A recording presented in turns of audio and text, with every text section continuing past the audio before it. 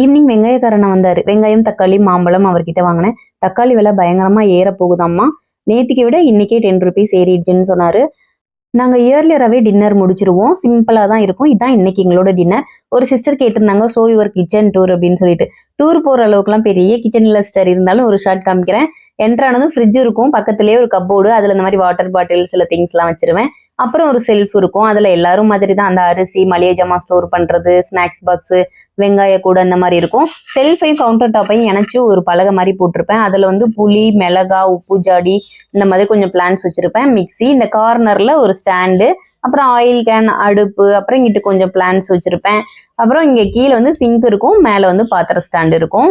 எல்லாமே ஒரு லிமிட்டடா தான் சிஸ்டர் இருக்கும் எங்க வீட்டுல. ரொம்ப குட்டி கிச்சன் தான், என்னால முடிஞ்ச அளவுக்கு அதையும் நீட்டா வச்சுப்பேன். அந்த குட்டி ஸ்டாண்ட்ல மஞ்சள் பொடி, மல்லிப்பொடி, இந்த மாதிரி பொடி ஐட்டம் எல்லாம் இருக்கும். இந்த ஸ்டாண்ட்ல வந்து மில்லட் ஐட்டம்லாம் வச்சுப்பேன்.